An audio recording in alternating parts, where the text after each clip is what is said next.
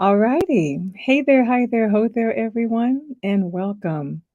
Today is Saturday, June 10th, and thank you for spending your Saturday morning, afternoon, and early evening when we're done with us. We are very appreciative. Just a reminder that this particular and all the mini seminars and Author's Corner and things that we do, they are recorded so that if you happen to miss it or you like to review it again, you'll be able to do that. So, my name is Dr. Carolyn Rowley. Welcome. And I am the executive director and founder here at Cayenne Wellness Center, where we take care of persons diagnosed with sickle cell disease and their family throughout California. I wanted to share a few things with you about some upcoming events prior to us getting started for another lively conversation. So, with respect to what are we up to? So far, this is actually our fatigue part two. We've had fatigue part one. Oh my goodness, it was phenomenal. Great information, great stories about ways that people are experiencing fatigue and managing. We've also had our mini seminar on mental health, moderated by Felicia Hunt, and um, and that was interesting. We had two gentlemen on at that time, and we've had our authors corner. We'll have another one coming up soon. I do want to make mention to you that soon in September, which remarkably is around the corner, we have our 15th annual Sickle Cell Disease Educational Summit, September 13th through 16th. The time to register is now, and you'll be able to attend via virtually as well as in person. And so check it out. If you're a warrior or a caregiver and you need a scholarship, just let us know. We're actually preparing for how many we'll be able to accommodate. So the time is now so that we can prepare. It's going to be phenomenal. We're focusing on the giants and pioneers of 100, can you believe? 113 years since 1910 of the first written article on a person, Walter Clement Noel, with sickle cell disease. So we're going to be honoring those visionaries and for those 3.5 days. I do want to remind you as well that we have mental health. And so in California, we have free mental health counseling for all persons diagnosed with sickle cell disease in California and their family. And it's free to the family and to the warrior. You just have to contact your community health worker to get that started. We have another initiative called STAC, STAC, Sickle Cell Trait Awareness Campaign, 5-year public health campaign that we launched in January. And we want everyone, particularly the middle school, high school, and college age students, to know their trait status, to know what's in their genes. So we have a lot going on and a lot coming as well. But let's talk about mental health and fatigue part two. That's why you're here. And so we have two phenomenal moderators, Dr. Stephanie and Dr. Brenda, and they're going to be speaking on which I think is a study that many of you may not even have been aware of, and maybe some of you may have participated in the FISCD study on fatigue. And we also have knowing that part of fatigue is what can be fatiguing is dealing with stress. We're going to have some information on how to manage stress. But up first, right now, I like to have the moderators introduce themselves, and then we're going to just have a discussion with the warriors who are out there who've experienced fatigue and how they can actually talk and share their story and what we can learn from them. So I'd like to bring up Dr. Stephanie and Dr. Brenda. Hello. Good afternoon. Hi, Right. I guess good afternoon on my side. and good morning on my side. Yeah. And And good Dr. evening on mine. And then Dr. Brenda, share with me where are you coming from? People need to know how far and wide we reached out. Where are you coming from? So I'm based in the UK, specifically Nottingham. Wonderful, thank you. And Dr. Stephanie, which state are you? I think you're in Are you in Georgia? Where are you? I'm You're in North Carolina. I'm in in North Durham. Carolina. Okay, so Yeah. we have West Coast, East Coast, and across the Atlantic. Thank you both for joining us. I'm going to actually turn this over to you all, the moderators, to get this started. Everyone else, oh, and I need to make sure that I mention that this particular mini seminar, the fatigue series, is sponsored in part by Beam Therapeutics. Beam Therapeutics is conducting research in the field of gene therapies and gene editing. And the company is headquartered in Cambridge, Massachusetts. We're very, very thankful that we have sponsors so that we can continue to put on these events. And they're sponsoring the entire fatigue series. So thank you very much. And now I'm turning it over to our moderators, Dr. Stephanie and Dr. Brenda. Thank you. Dr. Brenda, I'll let you introduce yourself first since I will introduce our speaker. Thank you very much, Dr. Stephanie. So my name is Dr. Brenda POKU. I'm a researcher based at the University of Nottingham in the UK, and my research interests really span across the life experiences and self-care practices of children and young people living with chronic conditions with special interest in sickle cell disease. My discipline background originally is nursing. I trained as a nurse in Ghana and then I moved to the UK for my postgraduate education. And I've carried on to do research after my doctoral study at the University of Manchester. So, for the past 8 years, since I started my PhD, I've been looking specifically at fatigue in children and young people living with sickle cell disease, starting off with doing a study in Ghana to see how the symptom but often overlooked aspects of sickle cell disease affect children and young people's health, well-being and development in Ghana. And we recently did a similar study here in the UK to see what the differences are in terms of experiences and what the similarities are and what that means for care, research, and advocacy. I'm also a sickle cell warrior myself. I live with sickle cell anemia, so being in the space is something that is just not professional interest, but also one of personal interest. So basically, that's my background.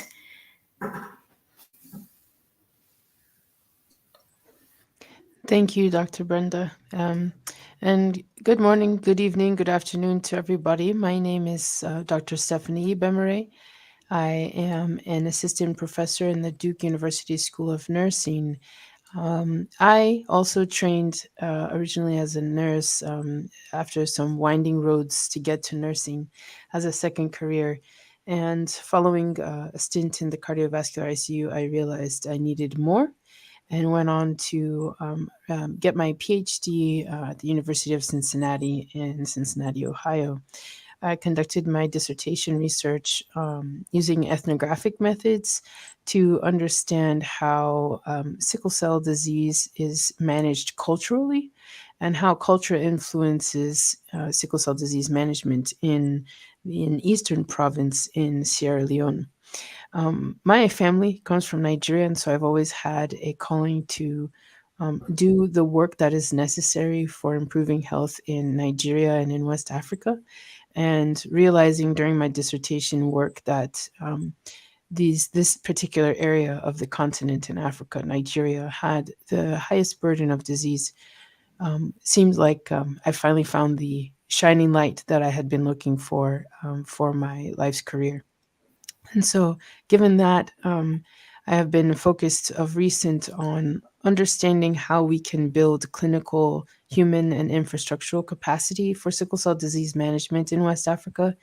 I currently am conducting a study which is looking at the knowledge, attitudes, and practices related to sickle cell disease management in southeastern Nigeria, as well as how we can take what tools are already available and based on the current guidelines for sickle cell disease management and understand their clinical applicability to the context within which we are working in Nigeria.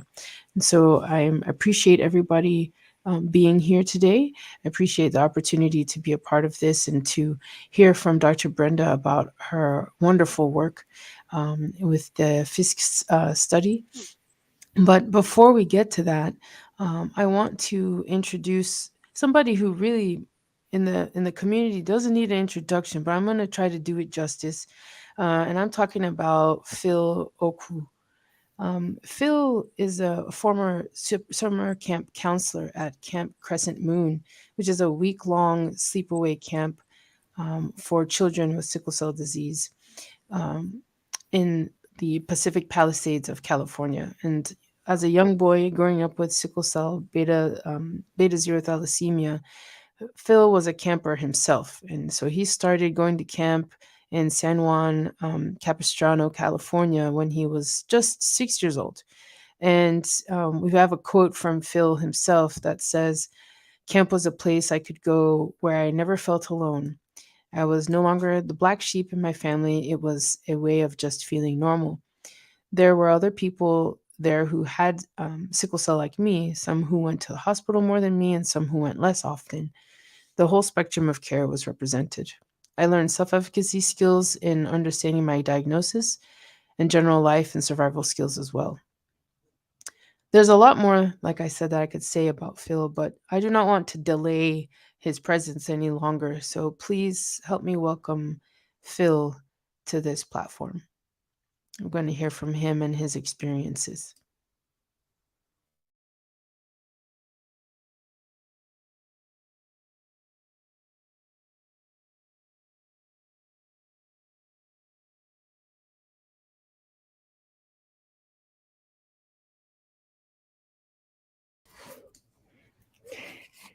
Hi, everyone. So we know that Phil is here. So we're going to get all of that tech stuff taken care of prior to him coming in. So the tech team will let us know. And what we'd like to know is now that you all are here from different parts in terms of from Zoom and or Facebook Live or Twitter or Instagram, do us a favor and let us know how far and wide that you're uh, viewing us. So if you can let us know, we'll be able to see that you're actually in. So if you can just give us a shout out, I would appreciate that. And then also too, for those of you who are warriors, feel free to share with us if you have a story. There may be actually time in our program that we can somehow, get you on to be able to share your story as well. And so, um, all right. So, what I'm finding out right now is um, if I can just get a confirmation whether Phil has joined us, and if I can just get a confirmation. So, what we could do, so we're really good at kind of, moving things forward. So let's see what we have in the comment section. All right. Hey, Shirley. So Shirley is coming to us on the West Coast from Monrovia, and that's not too far from where I am. We're Burbank in Glendale, California. It's not too far from. It's still part of LA County, and so Monrovia is just a hop, skip, and a jump, um, couple of cities away. So welcome, Shirley, for joining us. Appreciate that. And then again, um, let us know if you who you are, where you're coming from. So at this point right now, so we can keep it moving and continue to keep. All right. So it looks like we're able to forward this and to have Phil be able to let us know and share with us his experience. Phil, how are you? I am well. Can you guys hear me okay? We can hear you okay. No problem. Okay. So I'm going to, it's between you and Dr. Stephanie, and I'm going to remove myself, but we'll be able to hear you. Welcome. It's always a pleasure, Phil, seriously, to have you on to share Thank you. your experience, because you never know who's listening. And we can have a new warrior, a new family member, a new caregiver, whomever who is new into the sickle cell space. And so you're quite articulate and you have a way of sharing that people can truly understand um, and not feel alone. So, with that, we'd like for you to go ahead. Thank you. Oh, that's so kind of you. Thank you very much. No pressure, right? Uh, hey, Dr. Steph, how are you? I'm Good to doing see well. you How are again. you? Good And to see you. Yeah. I'm well. It's been some time. Yeah. Good to be reunited virtually. Yes. Well, so we just really were hoping to hear from you about your experience, um, growing up with sickle cell disease, but then also what your experience has been, dealing with the fatigue that is inherent with sickle cell disease and maybe even some of the strategies you've used. Oh, yes. Well, as you mentioned in the intro, born with sickle beta zero thalassemia, and those who are in the audience and have it themselves know everything that kind of comes with that. Um, I think for me, one of the unique things, especially with regards to fatigue, is kind of just the impact and seeing it really kind of ramp up, especially when I'm dealing with crisis. Um, and it's really interesting because you talked about my time, especially as a camper.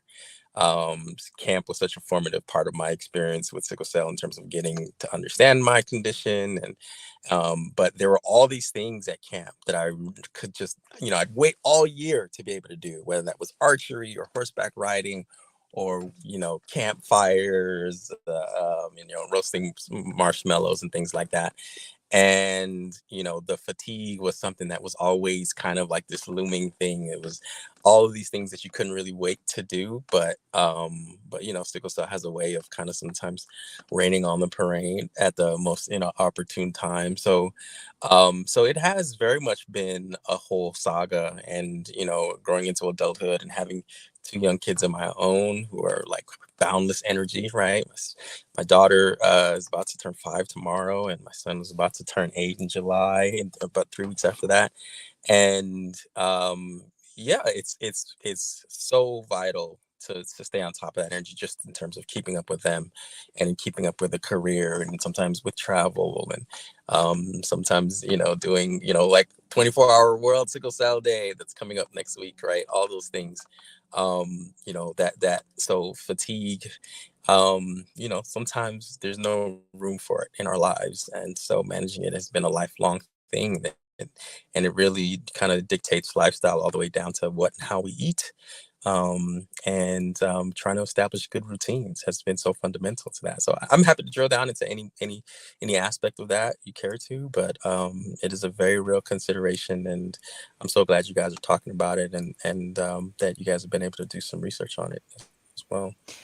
Yeah, I think one thing I'd like to hear more about is you mentioned establishing a healthy routine, which includes what you eat. And I wonder if you might talk a bit about what that has meant for you. What does that look like to try to figure out what works for you? Yeah.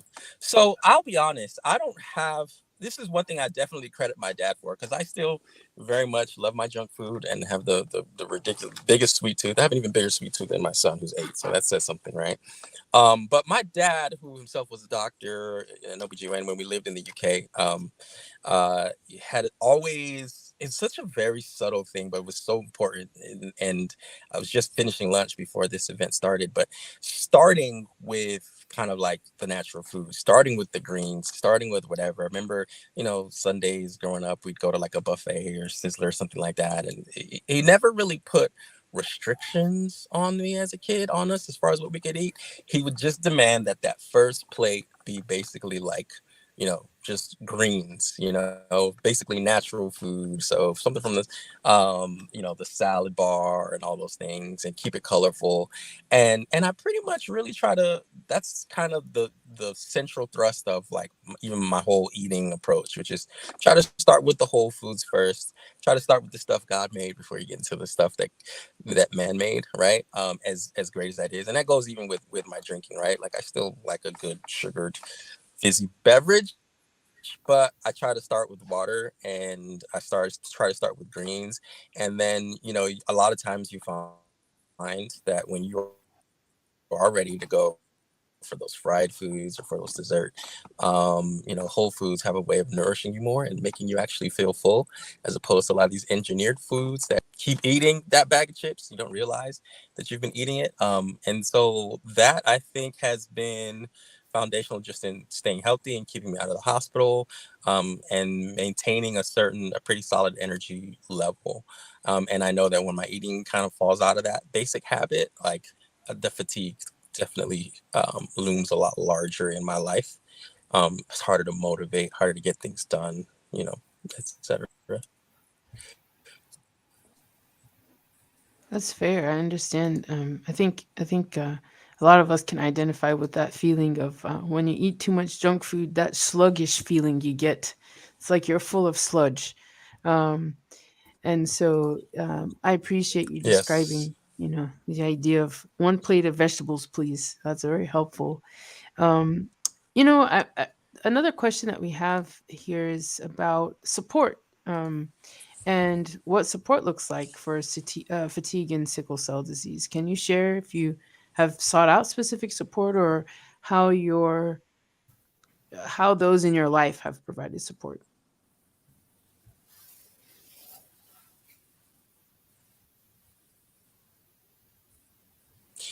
Yeah. Well, I guess one of my comorbidities is attention deficit. I have adult attention deficit, so it's like, sometimes it's great for settings like these at times. And so one of the things that has accompanied that is the need for a certain medication that does kind of have kind of like a stimulant effect, Hmm. that helps to mitigate some of it. As far as like a specific support thing, though, I don't know that I have anything really formal. I do try to maintain a pretty solid like exercise practice. Just basic wellness, yoga. I'm a wearables guy, so like if my app is prompting me to do the breathe and get up and walk around, or to like just kind of recenter myself, those are things that I find help a lot. I think having I'm at church right now, so that's one of the things I was sad I may not be able to stay for the whole thing, but like, just even keeping an active and engaged kind of spiritual life, sometimes, gives you kind of the motivation and the wherewithal to draw strength from when you really don't have it physically. So those things are kind of a type of support as well. But also, because I'm a wearables guy, I don't know if you guys have heard of this one thing called Whoop, and it's not necessarily a plug, but I'm looking at it because it's kind of a different kind of wearable that like really kind of tracks when your body is recovered, right? And so it does a lot of time monitoring, not just your sleep, but kind of this sense of getting us back to, especially if you're active and you try to work out, getting back to a place where you have recovered enough to kind of take on the next challenge, or to resume working out, or whatever the case may be. I'm really excited and kind of geeked about the potential for tech like that to kind of help, maybe bridge the gap, or maybe identify certain gaps in terms of why sometimes the fatigue is lingering more than others, especially if it's not always because my diet is off, right? Um, so I don't know. It's kind of a ramble and maybe nothing really formally answering your question, but those are all things I think that potentially serve as support in managing my fatigue.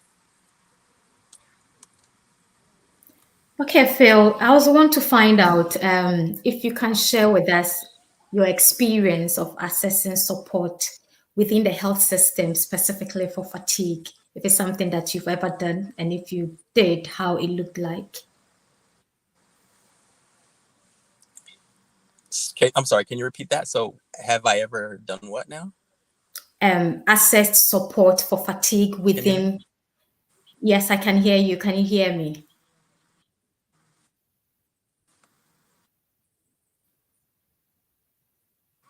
Yes, I can. So as in within like a clinical setting? Yes.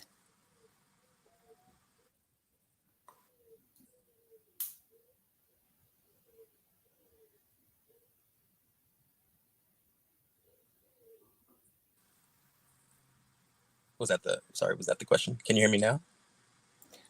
Yes, I can hear you now. You froze on me there for a sec. Yes, so I was. Okay. The question is what So support. I don't think I've really done anything for dietitian about, trying to stay more plant-based and stuff like that. So I have asked about maintaining. It's just not directly. Um, but that's been some. Okay. And so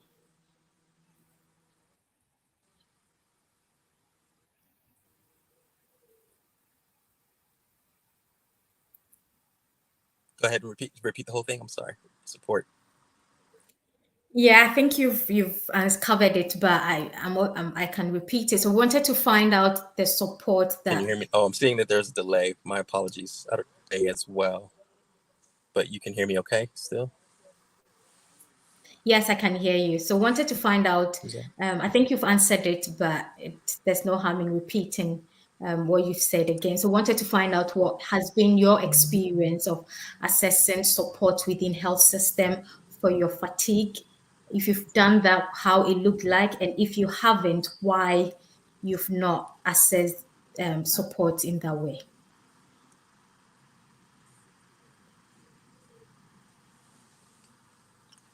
Great question.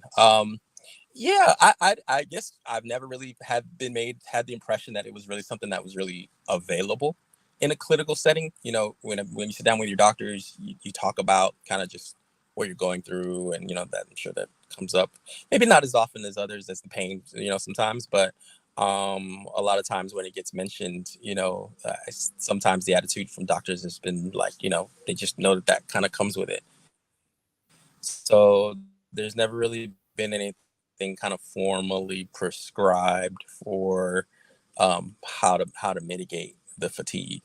But one of the things I did end up doing a sleep study, was diagnosed with sleep apnea. And so like a CPAP was recommended for that, to potentially offer a little bit more support for the fatigue. So again, that's kind of based on more so a comorbidity, I guess, but it is something that potentially compounds the fatigue.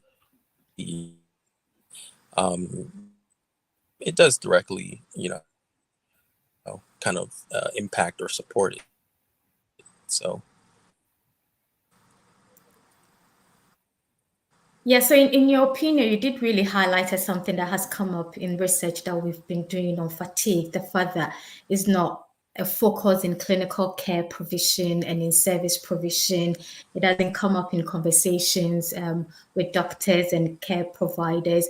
What do you think accounts for that? Why do you think fatigue, though it's so visible in the lives of warriors, but it seems to be very absent in service provision and care support?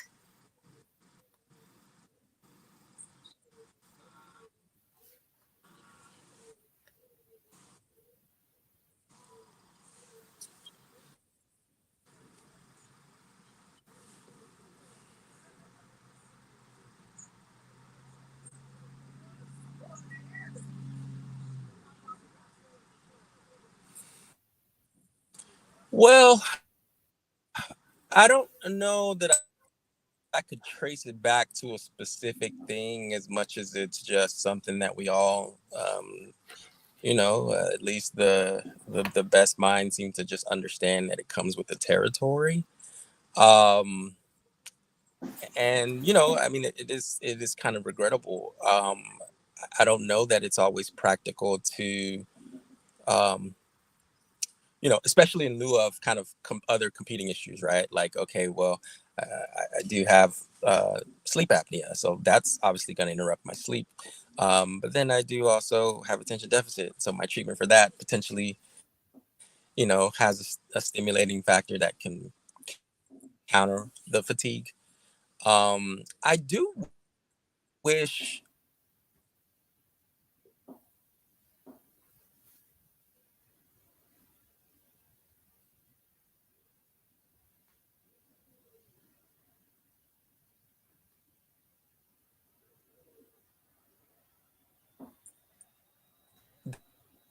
there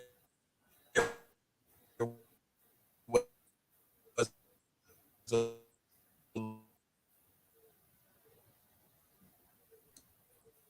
So let me pose that same question to you, Dr. Brenda.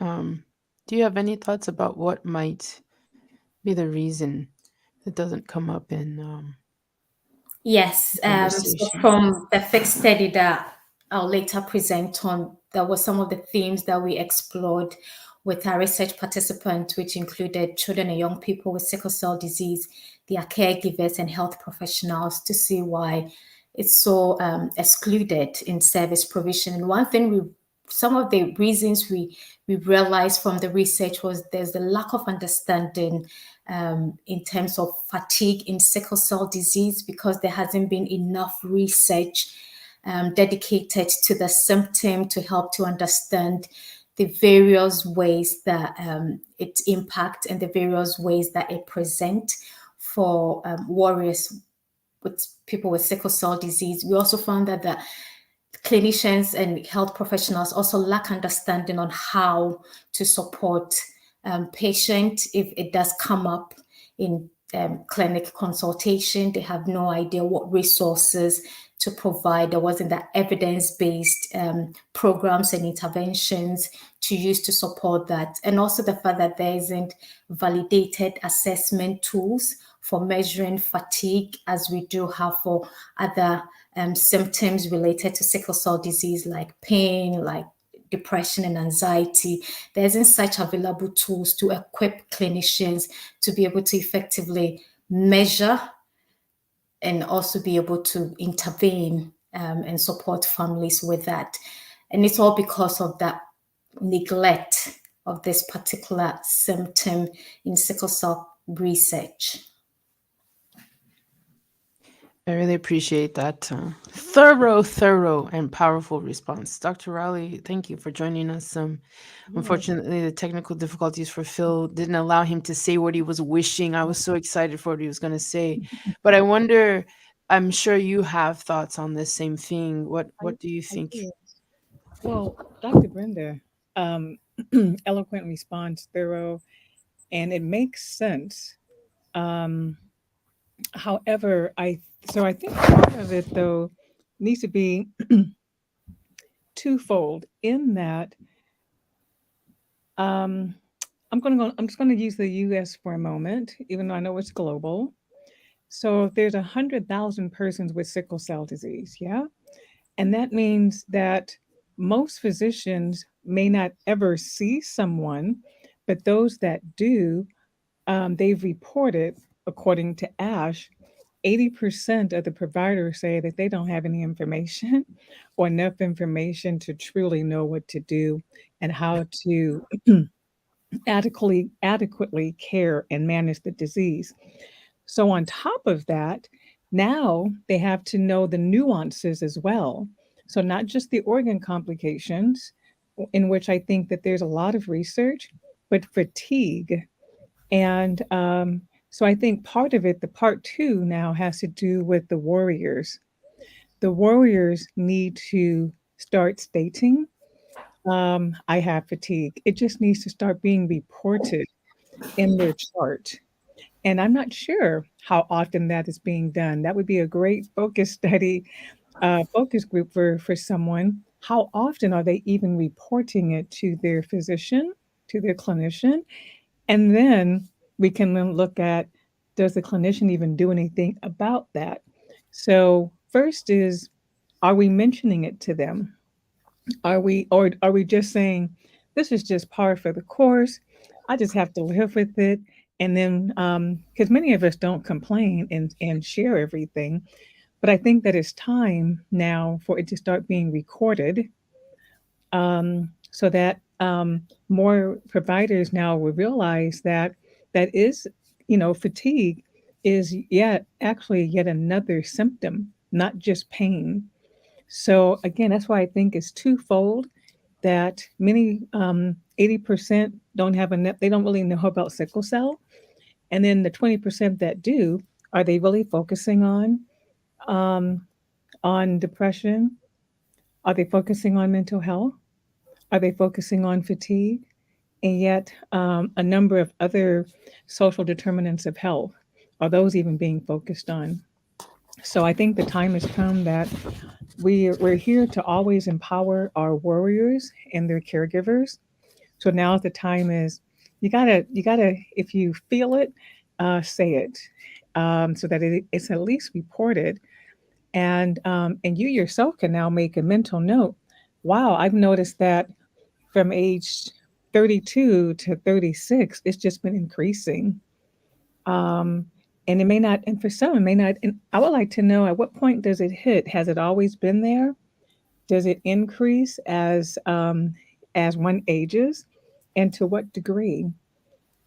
So this whole fatigue is complex, I believe, because one, people have to note that it actually exists, and two, if they can even figure out the nuances of the fatigue and the amount of fatigue, the degree of fatigue, when has it changed?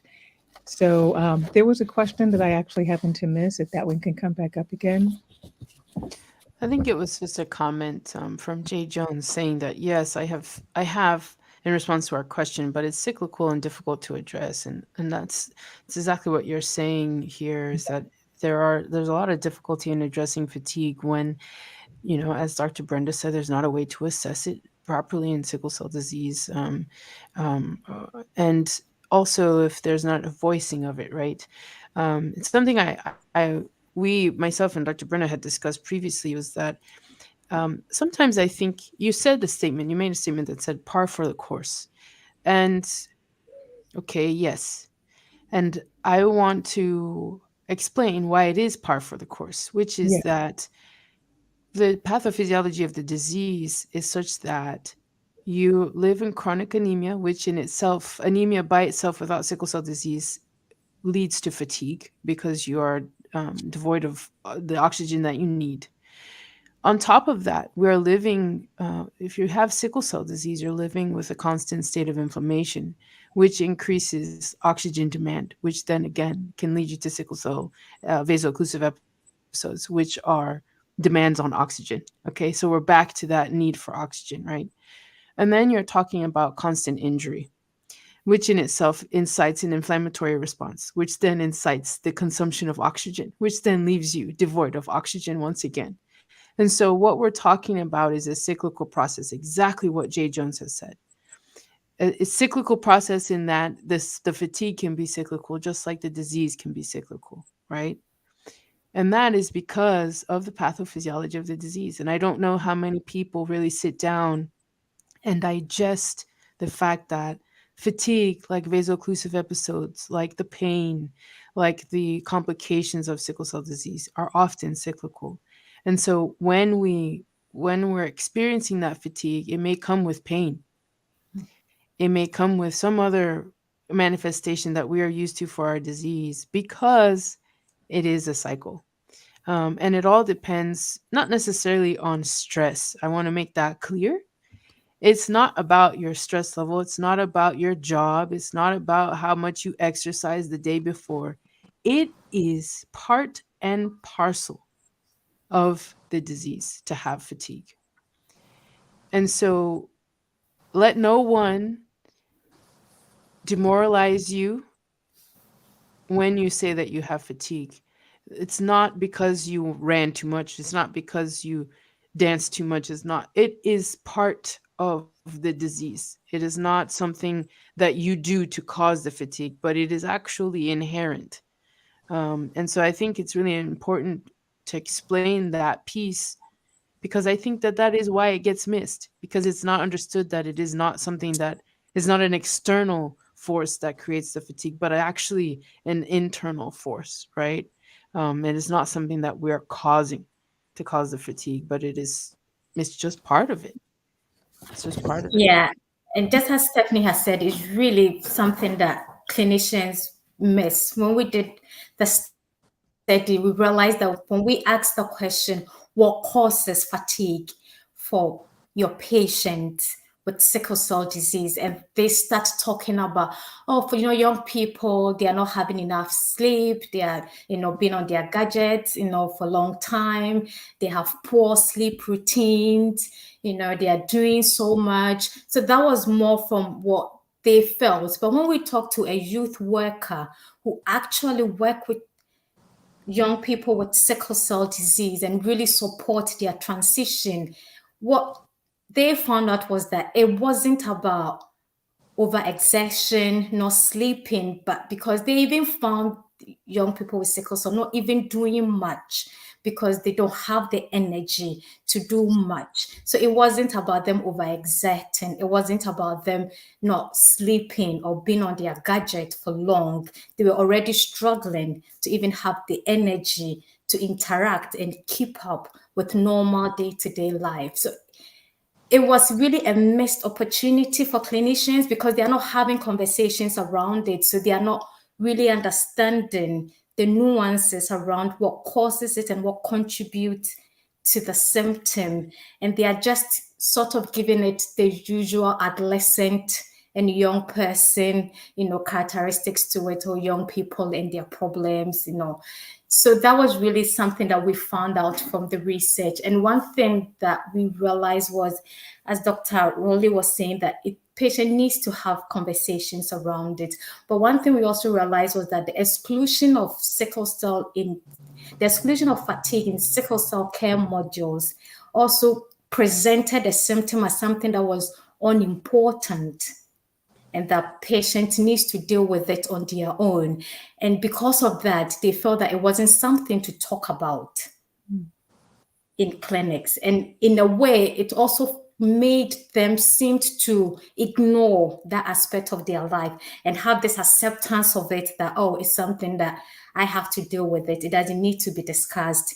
Even if I'm struggling with it, I have to find my way of dealing with it. So that presentation of constantly presenting sickle cell disease from the pain perspective as a way, kind of makes the other aspect and challenges of living with sickle cell disease and other symptoms a bit unimportant, and something that patients don't need to talk about with clinicians. So it's really one thing, really encouraging that we talk about it, but it's also very important that we create the space for warriors to be able to talk about it. Yeah. Here in the UK, there's routine assessment, there are annual reviews done for sickle cell. And when you look at the form, they are asking about pain, they are asking about depression, they are asking about anxiety and all the annual tests that needs to be done.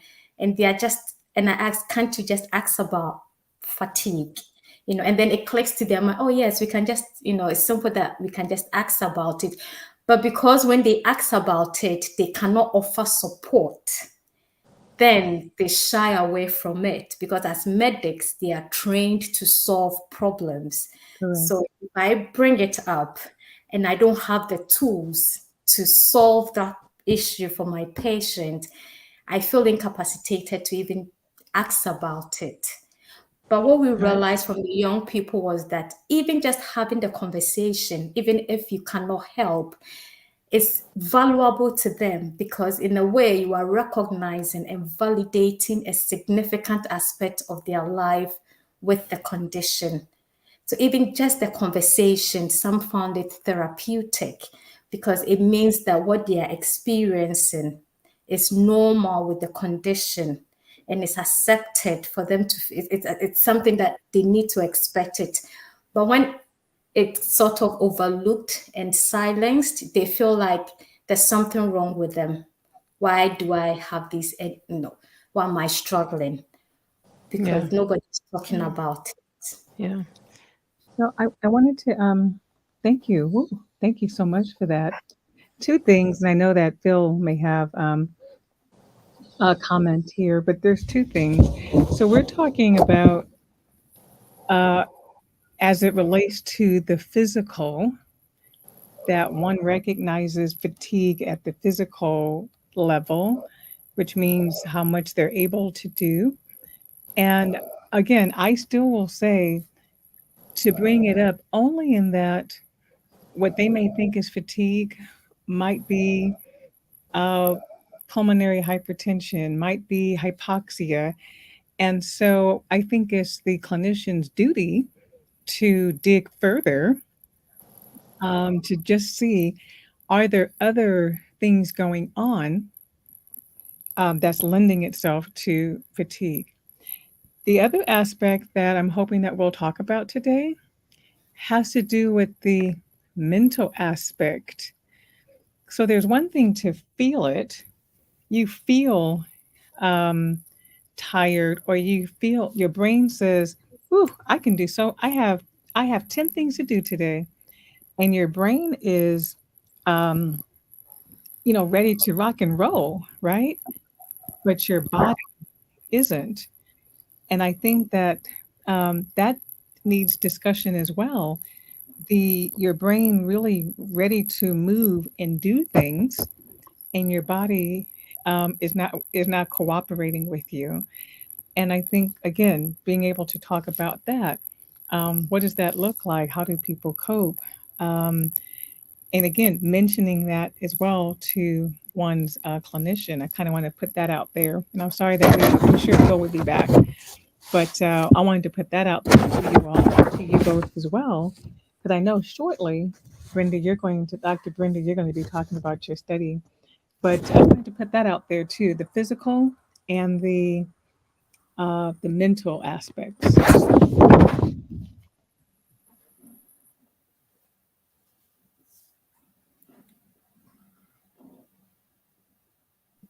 So, there are any comments in the? Do we have anybody that may have? Okay, so we have. I struggle because my nature is to uncover the etiology of my symptoms. It's rather frustrating. Indeed, it is. Thank you, J. Hoxie Jones. Anyone else? Fatigue. Yep, fatigue is hard on your mental health, which leads to depression at times. And again, I would agree, particularly if you're, I think, as Dr. Stephanie mentioned, understanding the pathophysiology is one thing. So it's like, I understand the pathophysiology, yet and still I have that which I want to do, and I'm not able. And so it can lead to depression, but I think that's where we have to really work with warriors in terms of, I think, putting things in the right perspective. And I like to be able to say, maybe not at this time. So if you have a to-do list of 20 items, I know I do, it's probably 30. You make a good attempt, but one may need to be satisfied with doing the top 5 because that's what your energy has allowed you to do today. And because it is cyclical, tomorrow you may be able to get those 10 or 15, but to not beat ourselves up, to allow ourselves grace, and to be honest with you, because 3 years we were into a pandemic, we know what is life and death. And some things are just a desire for wanting to get through something. And we have to be able to put that in perspective. That which we have to do versus that which we would like to do, but we need to be able to accomplish the next day. Just being able to put things in perspective.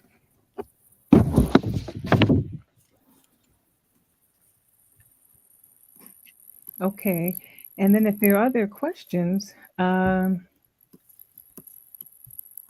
okay, so Ms. Barrett says, my 13-year-old has chronic fatigue and it affects her performance in school, definitely in day-to-day activities. So what I hear promising is it may affect her performance, but she hasn't just checked out and said, I'm not going to. It just means that it's a bit of a challenge to get through what's being required. So Miss Barrett's daughter will have to, this is what I can do. And on days that I feel that I have a little bit more, I can do a little bit more, but this is just the way that it is because education is lifetime, as all three of us here knows. Even though we have our degrees, it's still a lifetime and we're constantly learning. And I think, again, putting it in that perspective, what do you guys think?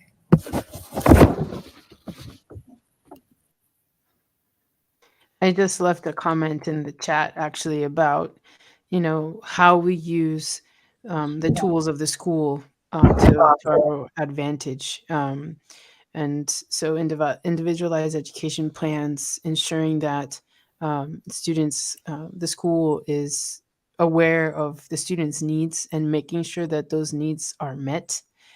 This is where our doctors become our voice and write letters for us to the school so that we can get the proper needs. I remember for myself, I needed extra time between classes to get to class because of my own health issues. And so my doctor was quick to write that letter um, and provide it to the school. And we were able to get myself a specific pass. It was my own very pass. And I had a friend who was allowed to leave class early with me. We made it such that it's already hard to be so-called different. And so to turn it into something that the school supported, something that I could have a friend with me to be a part of this like really unique experience, right? Of being different, but different was cool in this case. And I so like I think we can use those kinds of things to our advantage, and make the school work for you. so I like that. Um, where different is cool. And so I have to just say this. I really into movies. So I don't know if everybody remembers HR Puff and stuff. And so there was a song called Different by Mama Cass. And so where different is hard, different is lonely, different is trouble for you only, different is heartache, different is pain, but I'd rather be different than be the same. Yes. So I like that. Where different is cool. All right. I think we're gonna shift ourselves now to Dr. Brenda's presentation, if that's okay, Dr. Rowley. Definitely. Let's, Okay.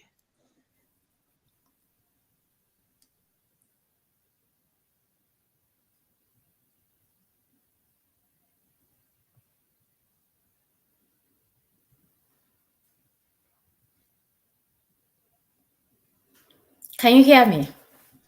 We're hearing you. Okay. So I'm just going to present on a study that we did in the UK looking at fatigue experiences of children and young people living with sickle cell disease. It was a team of 5 people. I was the principal investigator on it, but I had colleagues, Professor Susan Kirk from the University of Manchester, Professor Carl Atkin from York. We also had a hematology consultant, Dr. John Granger, on, and we also had Miss Yabide Thomas from the Sickle Cell Society as part of the research team. We also worked with an advisory group that consisted of 3 young warriors supporting and advising the study.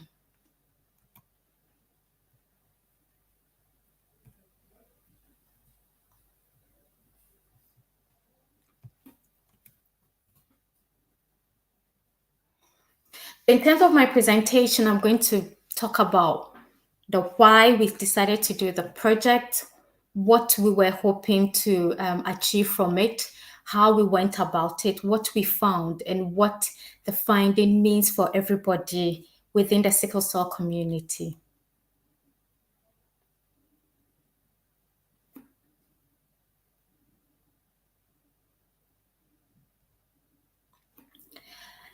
So we've already highlighted in our discussion already about the chronic aspect of the chronic anemic aspect of sickle cell disease.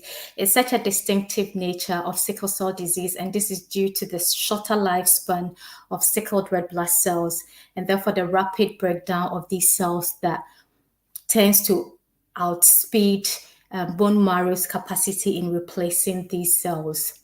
The chronic anemia associated with sickle cell disease is not only visible in lab works or lab reports, but they also present physically as chronic fatigue.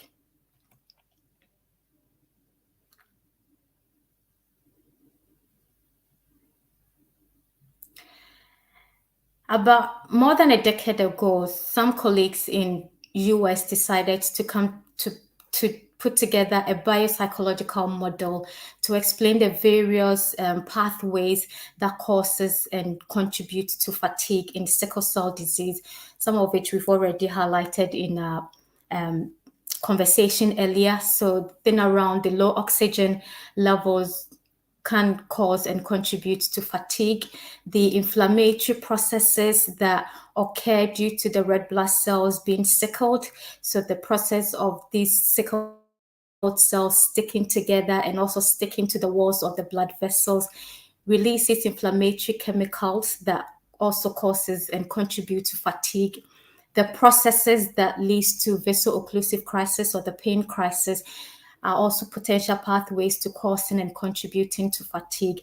And other personal factors, particularly psychological issues that relate to living with sickle cell disease, like the stress, the anxiety, and the depressive symptoms that are associated with sickle cell disease, also can cause and contribute to fatigue in sickle cell disease.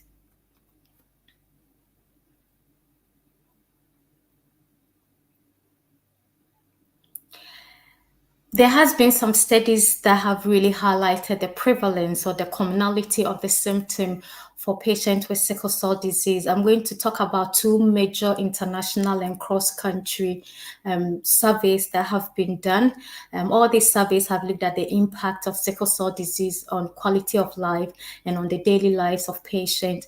So the first one is the Sickle Cell World Assessment Survey, or the SWAY work that was funded by Novartis.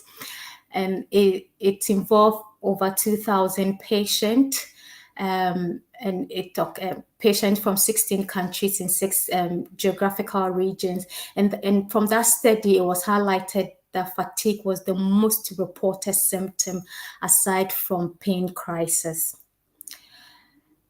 The second survey is the Sickle Cell Health Awareness and Perspective and Experiences Survey, known as the SHIP, which was funded by Global Blood Therapeutics. They also carried it out in 10 countries, and the UK data from this study highlighted fatigue as the most common physical symptom that patient reported. 90% of the 151 survey patients in the UK identified fatigue as the most common symptom.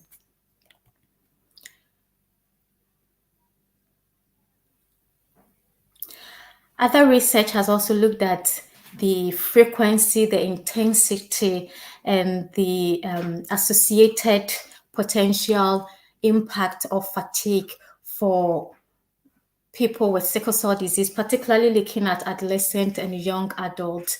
Fatigue was seen as a daily symptom. It wasn't something that was episodic like pain crisis tends to be. It was something that was present all the time.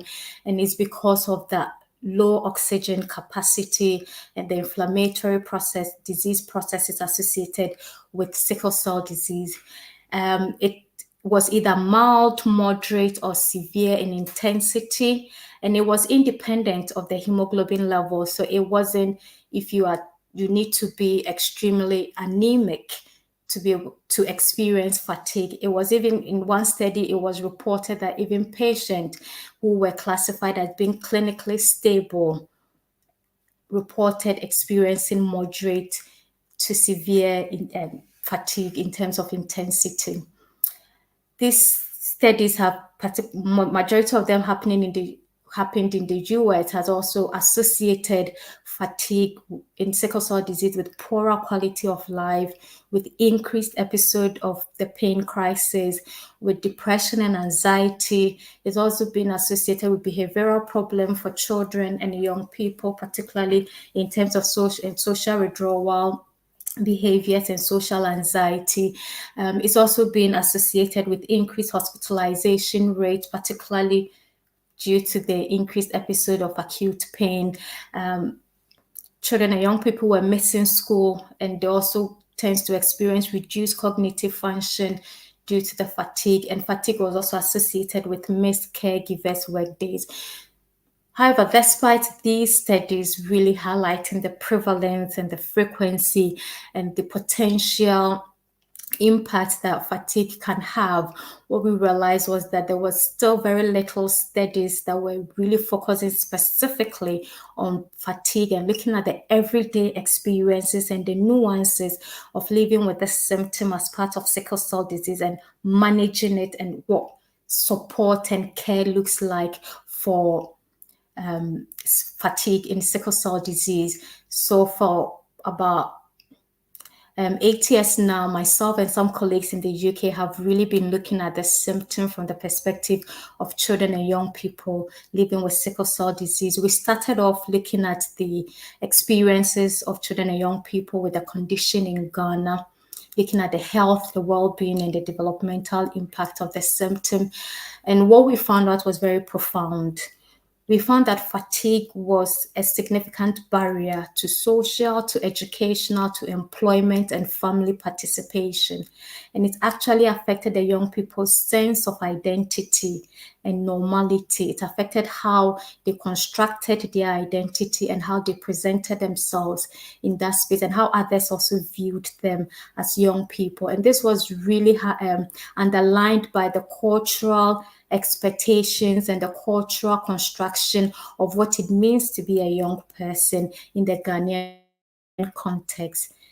In the Ghanaian context, being a young person, the expectation is that you need to be physically and socially active.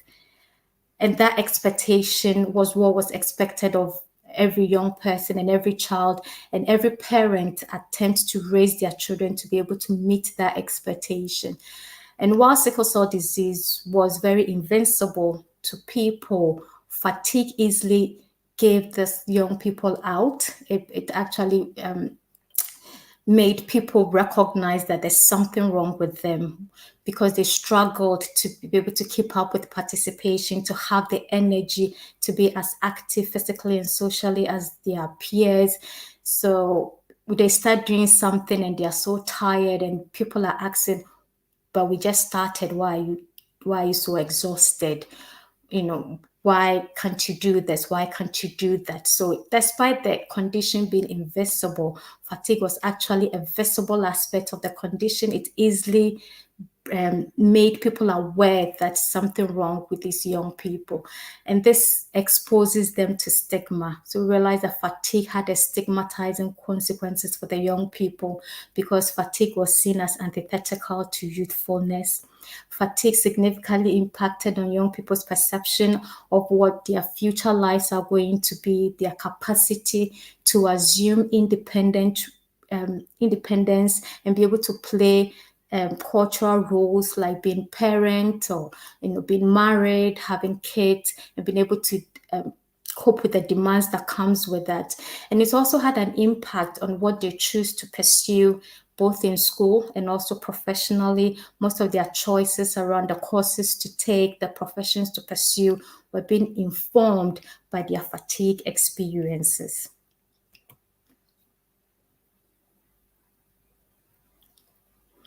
So what we decided to do was that we wanted to do a similar study in a Western context to see if there were differences in the experiences, and to see if being in a Western context where care was better, was fatigue experiences better because of advancement in care in those aspects. So we did a similar study in the UK. And what we focused on for the FISCD study was we wanted to find out how young people and their parents experience fatigue, how fatigue impact on them and how they manage it.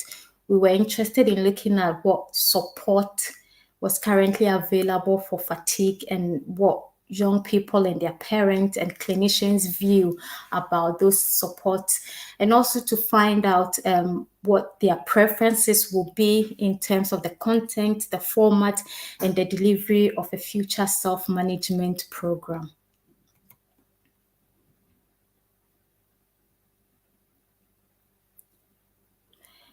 So in terms of how we conducted the study, we recruited from one UK hospital. We also recruited through 3 UK-based voluntary organizations, and we also use social media.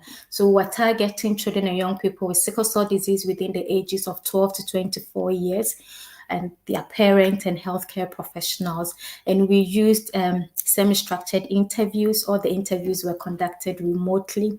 And for the children and young people, we incorporated art-based activities. So they had the option to take photographs, to produce drawings, to write poems, or to produce a video diary that captures their fatigue experiences. And we use these artwork during the interviews to facilitate the discussion.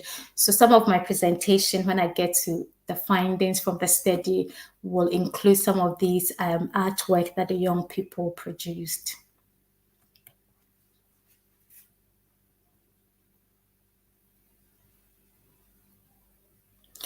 So in terms of those that took part, we interviewed 27 people for this study, 12 children and young people with sickle cell disease, who were, majority were within the ages of 16 to 23 years. They identified as Black and of African heritage.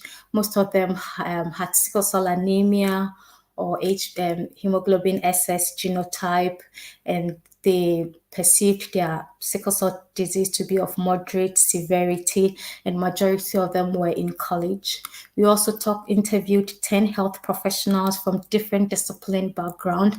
So we talked to 4 specialist nurses who were involved in providing community and hospital-based care.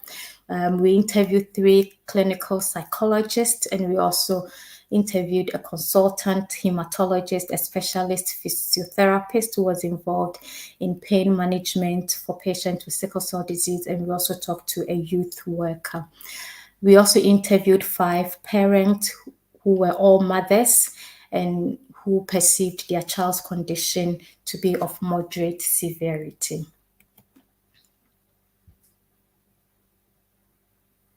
So in terms of what we found out was that fatigue was a real and a tangible symptom. It was a symptom in its own right.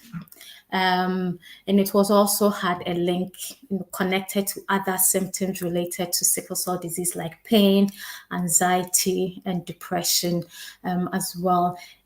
From the young people, it presented as having low or no energy. And what that meant was that they never have adequate energy for daily activities. And this low or no energy experience was present even at rest. So it wasn't something that was specifically associated with overexertion or not having enough sleep. It was even present when they were doing nothing. And when one young person talk about it, refer to it as like having the appearance of a Land Rover, but the energy capacity of a small Fiat car. So in a sense, it's like having, the appearance and the specs of a very big car, but the engine capacity with that car is almost that of a small European car, if you say so. There was always not enough energy for daily activity. One young person also drew a picture of a battery on low, of a phone on a low battery, to really show that it's like going through life constantly on a low battery.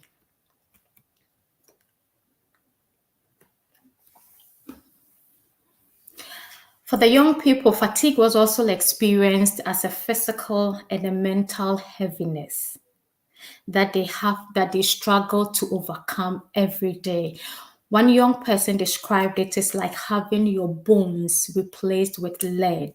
So that was how heavy the symptoms sat on made them feel that it was always navigating life, but feeling this sense of heaviness, both physically and mentally.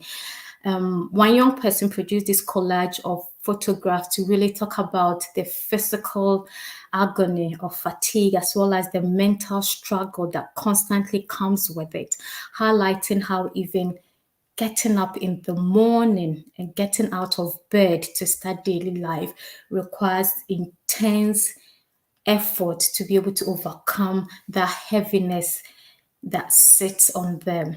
It was also highlighted that they constantly need extreme mental and physical effort for daily activities, as I've highlighted, for simple things like getting out of bed in the morning, going up the stairs, or even remaining attentive in school.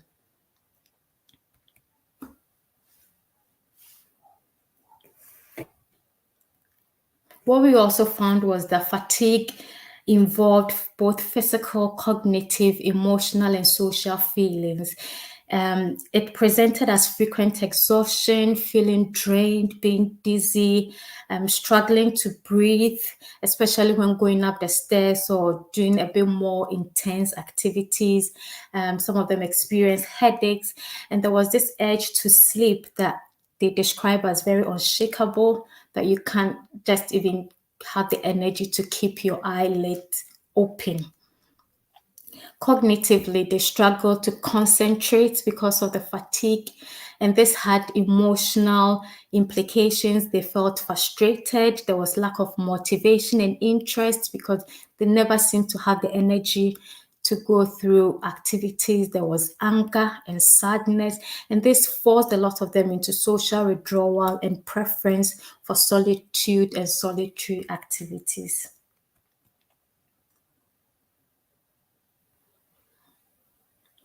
So what was really important was that this feeling of heaviness and this concept of the feelings of the social, the cognitive, the physical, and the mental feelings that were associated with fatigue wasn't something that was episodic or one-off, but fatigue was actually a persistent, constant, and continuous symptom for the young person. One of them described it as living with a housemate, someone that is always present, as compared to the pain, which is almost like a guest who comes and visits and goes away.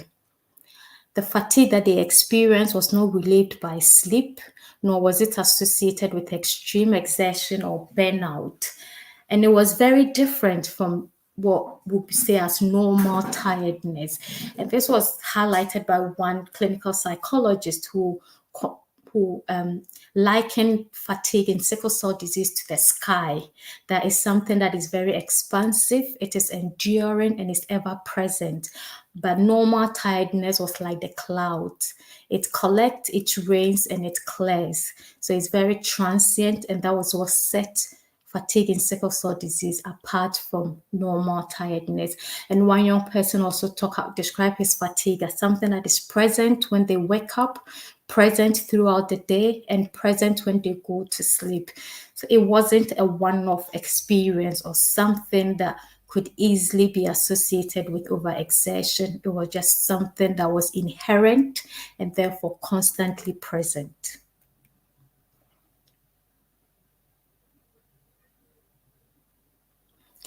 We also found out that fatigue was a dynamic symptom. It was always oscillating between having low energy or no energy, which presented as moderate to severe intensity. When it is of mild or moderate intensity, the young person pushes it to the background and then pushes through it. But when it's of severe intensity, it cannot be overlooked. So it comes to the foreground and they need to to do something about it. And there were some factors that were identified to worsen the fatigue experiences, which is mostly to move it from being a mild or moderate experience to that of a severe fatigue. And some of these factors were dehydration, exertion in all forms, whether physical, emotional, or mental exertion, the pain crisis, strong pain medications that were being used to manage the pain crisis. And also some also felt that when they do not take their sickle cell medications, after a while, the fatigue gets worse. And also when they are not eating well.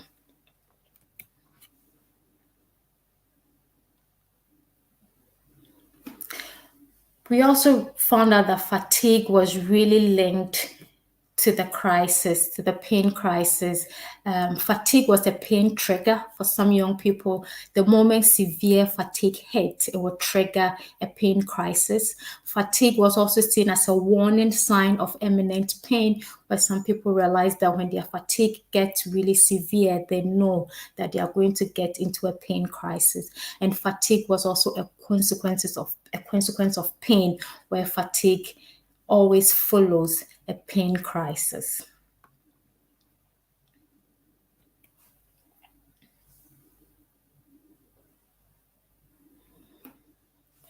In terms of the impact of fatigue for the young people and their everyday life, we realize that fatigue affects all aspects of the young people's lives, being it physical, social, emotional, mental, educational, or professional. And what stood out was that families and parents were struggling to be able to encourage and support social development and independence in the face of this constant symptom. One parent talked about how the son struggles to physically and socially remain active, and how he was always, preferred to be indoors, was sleeping a lot. And even if he decides to do something, he was really slow in getting things done. He didn't like going out. And this had an impact on his mental and emotional health, where he felt very not being self-motivated to do things because of not having the energy and the capacity to be able to keep up with things, and also missing school a lot sometimes because of the fatigue. So it wasn't always missing school because they are in pain or being admitted, but just not having the energy to go to school.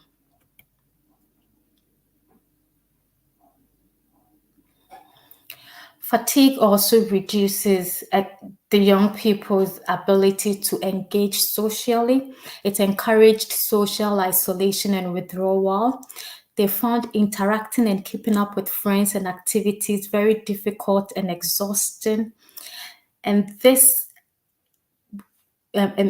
leads to the feeling of guilt. There was fear, worry, anger, sadness, frustration, and despair for just not being able to keep up with friends and to be able to have a normal adolescent or young person, a teenage life.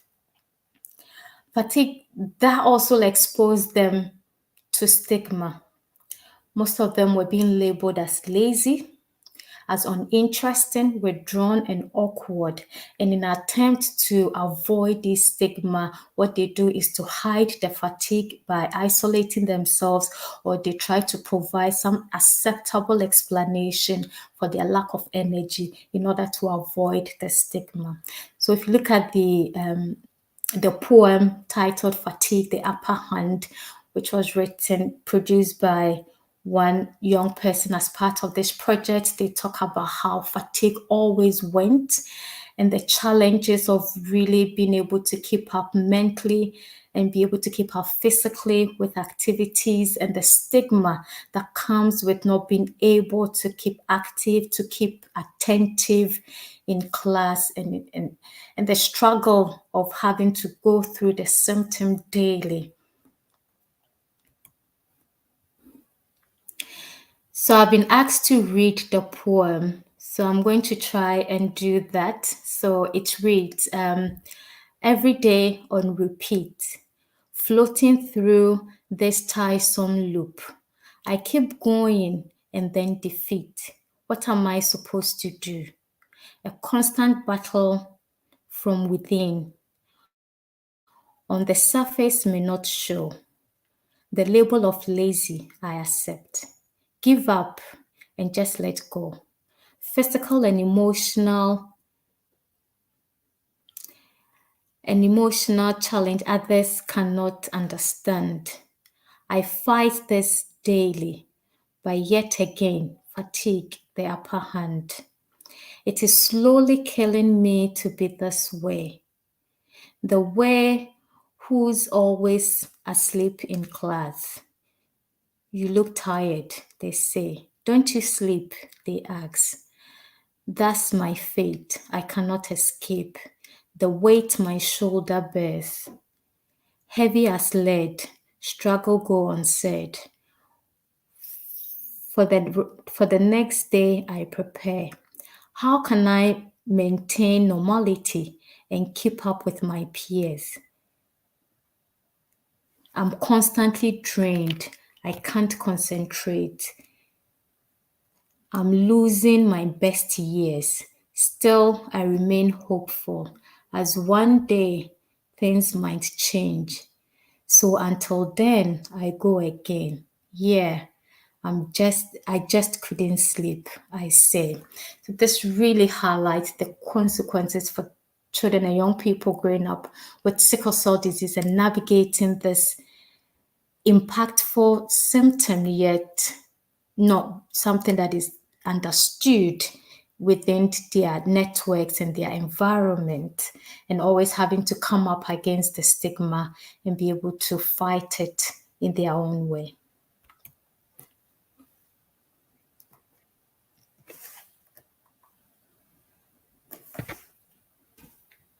Fatigue also had an impact on their schooling, their education, and career pursuit.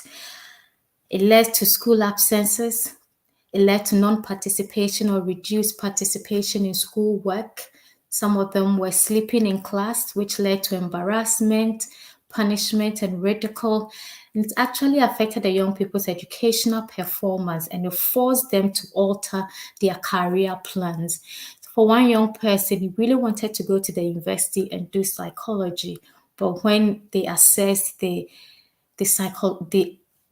physical capacity and the energy demands of a university education, they opted for apprenticeship. So for this young person, he said that fatigue affects my decisions about what I want to do in the future. One also talked about the struggle of being able to concentrate even when they are present in school. They are still behind in lessons.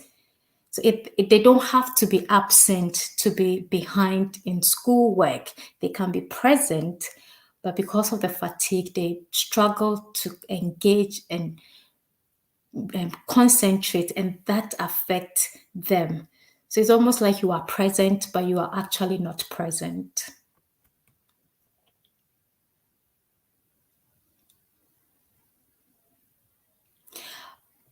This impact of fatigue on young people's physical, social, emotional, educational, and professional as life actually led to fears, uncertainties, and concerns from both the young people, their parents, and care professionals.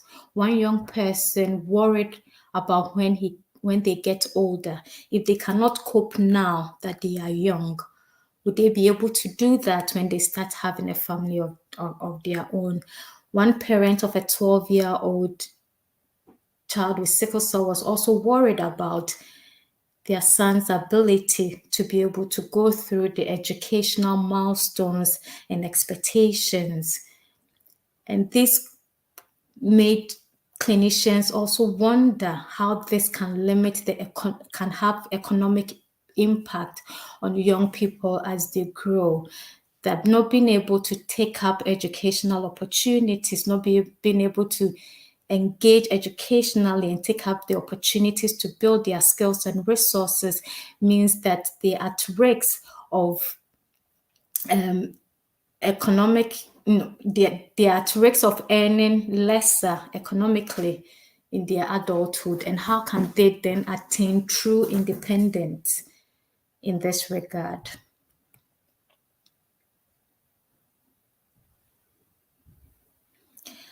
So in summary, in terms of the impact of fatigue, what came out of the artwork the young people produced and their narratives was that fatigue represented a constant battle of going through life on a low battery capacity or low energy capacity, which meant that they went through life as a dead tree. One young person drew this, and the middle image is a dead tree, indicating how you go through life and feeling like you are socially dead. You cannot make the social connections. You cannot create the networks. You don't have the energy to do that. And even when you are among peers, you struggle to actively engage with what is going on, and how that can, makes them feel isolated and withdrawn socially, and makes them feel like they have nothing exciting going on in their lives. So they lose the sparkle in life, and it feels like going through life at a mediocre level. And that is what the drawing of the eye shows, that sparkle that is found there with fatigue. You just don't have that sparkle in your life because you don't have the energy to pursue things and to do things that makes life exciting and meaningful.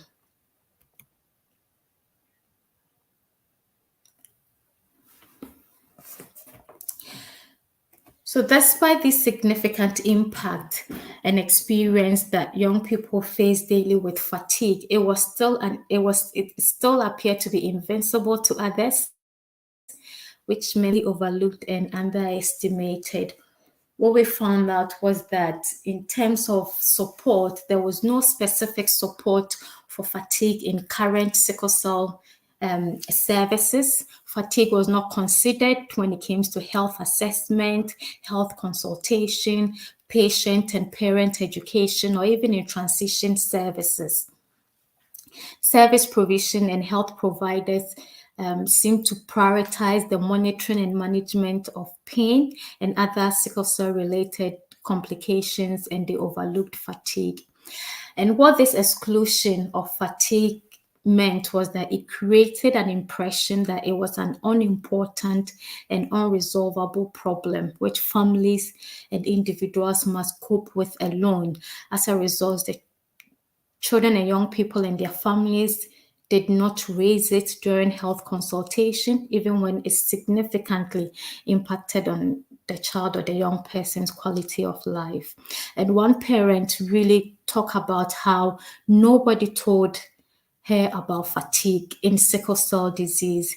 She said, "I never understood that my son's preference for being alone, playing video games, drawing or reading or listening to music, not wanting to play with his brothers was because of his fatigue, until I listened to him talk to you about his fatigue. I always thought his behavior was because of the illness. That children with sickle cell disease are like that.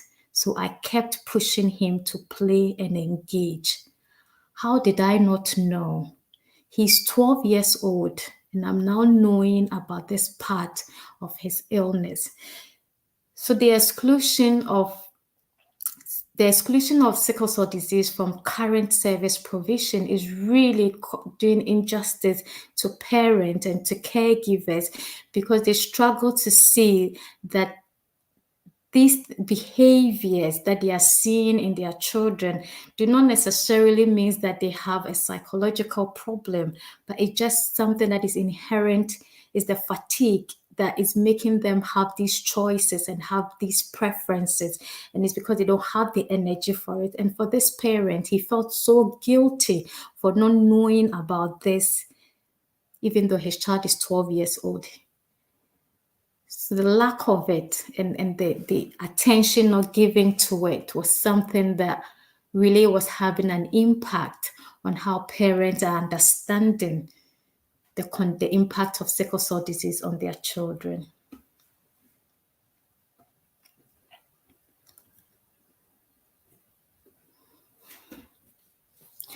What we realized to be some of the reasons for exclusion or fatigue in current service provision, which I've already highlighted in our previous conversation, was that health professionals lack an understanding of sickle cell disease. They lack an understanding of how to help patients with it. And there was the absence of validated assessment tools to support them to be able to evaluate and measure the symptom in their patient. And one young person even said that even in the absence of it, they can't, even if they can't provide any intervention or treatment for it, asking and talking about it in care would be valuable. They will be recognizing and validating an important aspect of living with sickle cell disease.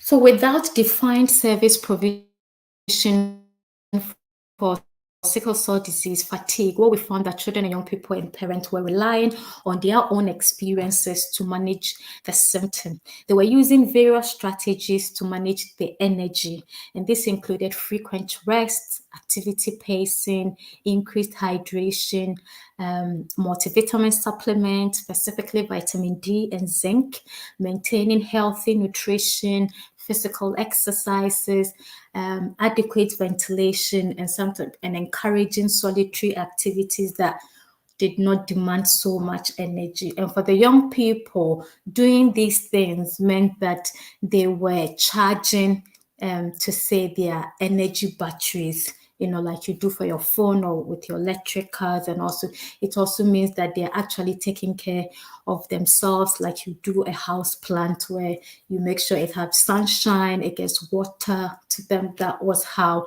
they were constructing and being able to deal with the fatigue. But what we found out that they were not entirely sure about the effectiveness of these strategies, and they would like more reassurance from care professionals. But for the young people, managing fatigue involves making daily decisions on the best way of using their limited energy. And this meant considerable self-discipline and prioritizing energy use.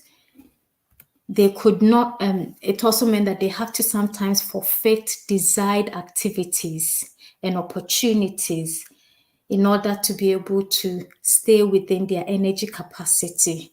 But other times they just ignore it and push themselves so that they can engage in activities and take up opportunities. And when they choose to do that, they risk having pain crisis.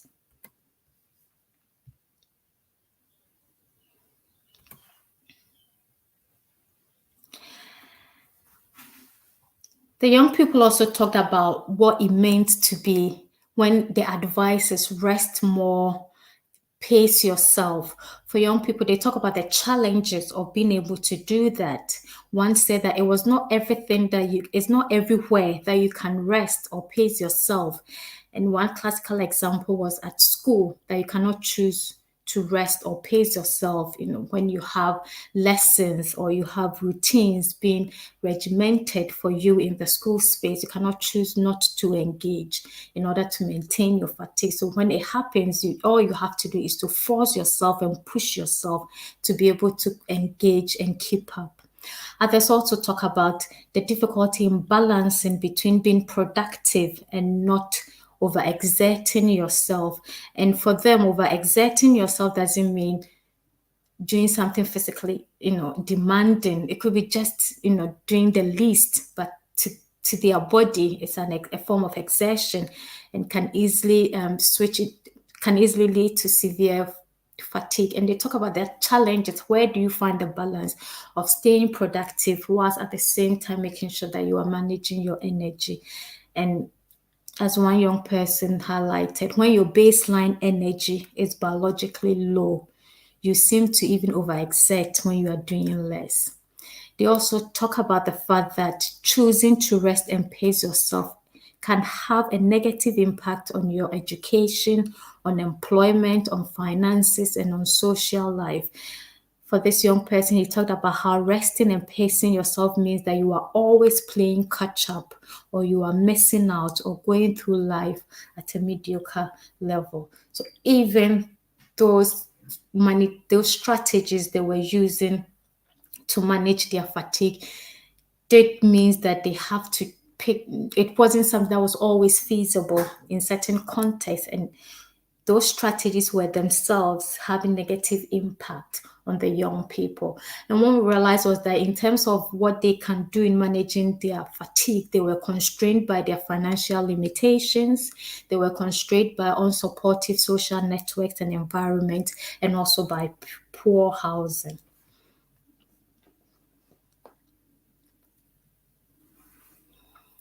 So in terms of summary, what we found was that fatigue was the most restrictive and the disruptive aspect of living with sickle cell disease for children and young people. It was an inseparable part of daily life. It was something that was closely linked with their everyday activities.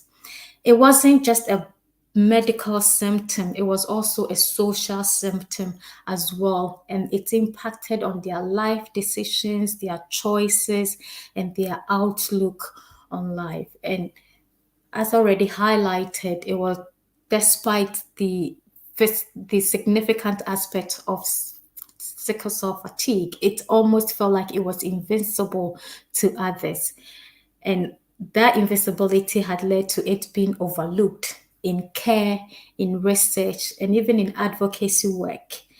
And for the participant, this exclusion was synonymous to ignoring an important aspect of improving their quality of life and reducing the disease burden for them and their families.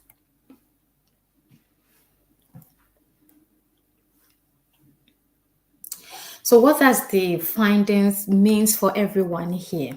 We need to first acknowledge the significance and the legitimacy of fatigue in care, in research, and advocacy work. It is very important that we include it in sickle cell disease public education and in advocacy. It's important that we include it in service provision. And it's also very important that it is included in professionals' education and training. There's also the need for a care pathway for fatigue. Just as we have care modules for managing pain in sickle cell disease, we need to have a formalized pathway for fatigue management. And this needs to involve assessing the symptom, and it should also include programs and interventions to help parent and patient deal and manage it better. And this means that we need more research to develop validated assessment tools and self-management program. And importantly, we need to be measuring fatigue as an outcome in evaluating current and future sickle cell disease therapies and disease modifying treatment. That will be very, very valuable in helping to be able to make room and accommodate this symptom in current innovations in treatment and therapies. So that is the end of my presentation. I will end here and have Dr. Stephanie do his presentation, and after that we can take questions and have discussions around the findings. Okay, thank you very, very much, Dr. Brenda, for sharing those findings with us. I'm sure validating for many people to hear, those descriptions and how rich that data is. If only we can now find a way to measure and ensure that those feelings, that experience is being captured in the clinical visit. So I'm going to share with you all a little bit about stress management, because we know that stressors can add to the fatigue that Dr. Brenda just described. And so just to start, I want to start by giving you the definition of what stress is. And according to the Oxford Dictionary, stress is a state of mental or emotional a strain or a tension resulting from adverse or very demanding circumstances. Stress management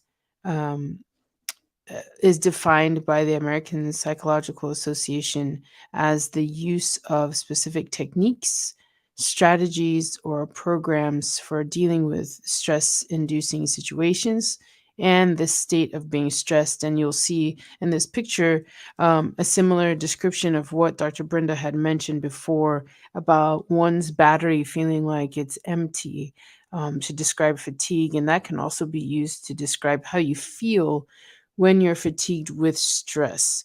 And so I wanted to add that picture here to demonstrate what stress might look like for you sometimes. So stress, what is it even good for? Like, why do we even need stress in the first place? Well, it might not feel like it's a normal reaction, but it's actually a very normal reaction to feel stress. Stress is actually when our bodies, it's the way our bodies react when there is a change that has happened. And this can cause physical and emotional and intellectual responses to whatever that change was in our environment. So, stress is actually what helps our bodies adjust to new situations, new things, new circumstances. They help us avoid danger, right? And they help us to stay stressed. It helps us to stay alert. So, the thing about stress, though, is that when you are exposed to chronic stressors that might impact your everyday life, um, and we don't have a means of which you can alleviate said stressors, this can actually turn from being a good thing for us to becoming something that can affect your overall health. And as we have been discussing, could actually add to the fatigue that is inherent to having sickle cell disease. And so, our intention with this presentation is to talk a bit about how that relates. So, essentially, as I mentioned before, having a stress response initiates this thing that you all may have heard of, which is called fight or flight. And there's more words that have been added since, but we'll just focus on fight or flight. And fight or flight is our protective response, right? When we are stressed by something. And but the thing about having the flight or flight response when one has sickle cell disease is that it actually increases what we call our nociceptive pain response. So that's the pain that we feel when tissue is damaged. It can actually also activate our neuropathic pain pathways. So we have more nerve-based pain and not just tissue or skin or general pain that we might feel on a day-to-day basis. And then what happens when we initiate fight or flight response in sickle cell disease is it actually leads to something called hyperalgesia. And hyperalgesia is a more intense pain response to a normal pain stimulus. So something that you might normally do, like for instance, we often stub our toes, or if you have kids, you step on Legos. And the pain response we might have to that when we're experiencing hyperalgesia might be increased from our normal. The other piece of this is that when we have a psychological stress, and the picture on the right-hand side of your screen is very, very detailed picture, but essentially what happens is we activate the immune system to stimulate the growth of new cells from our bone marrow. The issue is that when we do that, we're increasing our metabolic demand in our body. And when we do that, that increases oxygen demand. And as you might recall from me speaking earlier, when we increase oxygen demand, we are not only increasing our chances of feeling fatigue, but we are also increasing our chances of having a vaso-occlusive episode, which in itself is a stressful event. And so we just go back into this cycle. But what I want it to be clear is that there are also not just the physical stress of having sickle cell disease, but then there's this psychological, psychosocial additional stresses that we can experience even within seeking care for sickle cell disease. And so there's a lot of literature, literature that Dr. Brenda has presented, literature from other colleagues who have shown that sickle cell warriors, when they perceive a high amount of stress from their physicians or from their nurses, they're more likely to report greater amounts of pain and greater amounts of stress compared to people who perceived lower psychological stressors from their healthcare providers.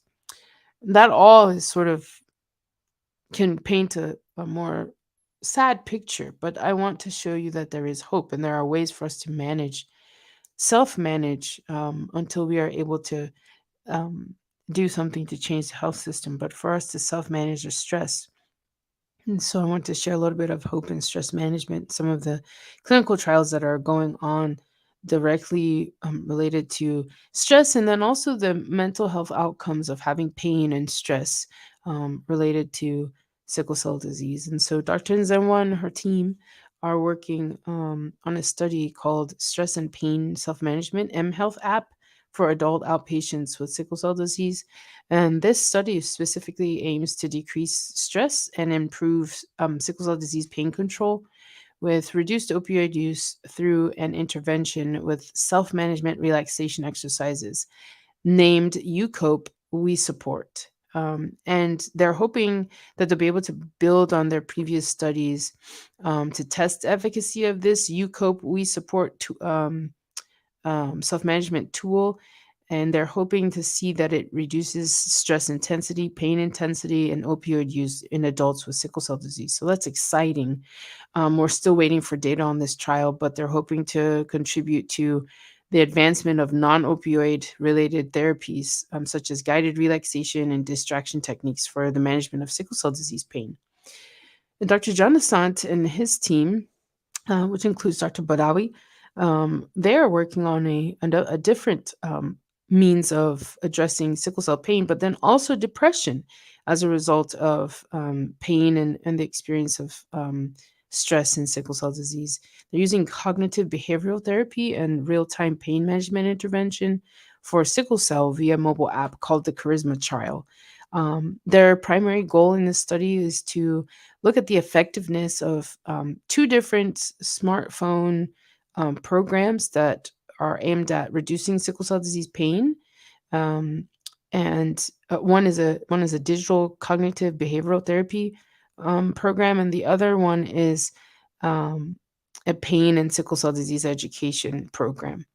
Their second goal is to determine whether or not baseline depressive symptoms moderate the effect of these interventions on pain outcomes. So, does depression have a role in how people, how the pain outcomes will result in this study? So, they're hoping to leverage digital technologies to overcome the barriers that we see with behavioral treatments for pain and depressive symptoms for adults with sickle cell disease.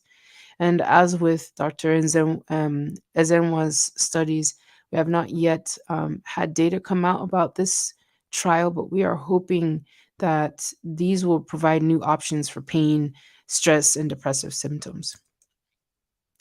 Before Phil left, he actually shared a couple of things that he does in terms of managing his stress. He mentioned that he does breathing regulation, and that has been a massive, big help, he said. He also mentioned he uses yoga, and he also says, and I quote, "And believe it or not, swimming." For me anyway, he says that it works for him. And so I just wanted to show you a couple of examples of things that might be useful to you in determining some stress management coping strategies that you might use. Some people might consider using acupuncture. Some might consider using mindfulness. I know a lot of people love music therapy. Some of you might know Dr. Sam, who does music therapy, or you might consider massage. We use, in my studies in West Africa, massage is very commonly used for reducing pain, but then, as you can imagine, the stress that comes with pain. And then you might also call on your religion as a means of finding stress relief. But these are all just a few of the options that are available to you to um, uh, uh, participate in a stress relieving activity.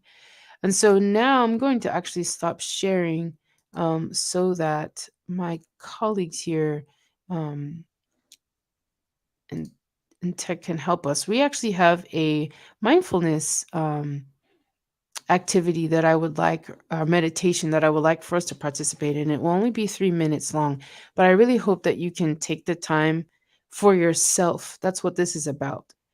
Take the time for yourself to actually listen to this meditation and participate fully, as much as you can. So I'll ask our team to go ahead and play it.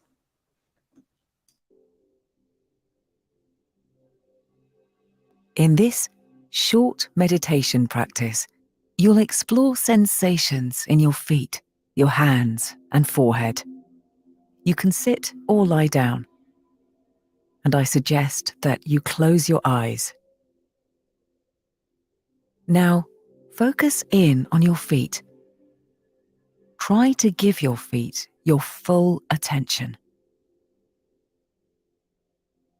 Notice all kinds of sensations in your feet at this present moment. Maybe pressure or pulsation. You may notice temperature, if they feel warm or cold. Try not to change anything, just observe.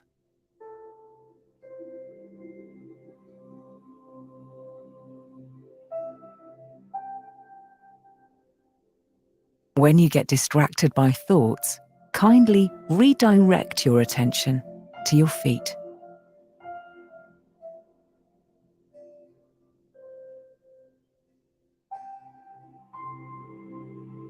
Now, let go of your feet and focus in on your hands. What sensations are present in your hands at this moment?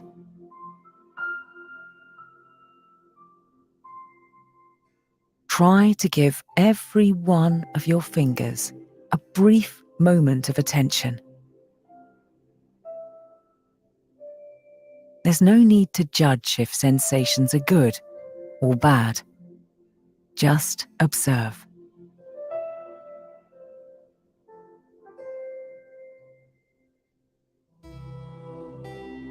Let go of your hands and pay attention to your forehead. What kind of sensations can you feel in your forehead? Maybe tension or relaxation. Maybe nothing at all.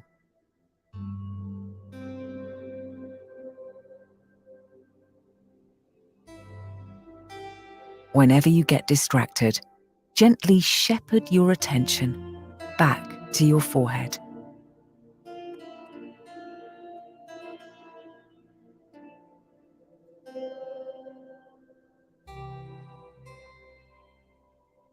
When you feel ready, open your eyes and return to the session.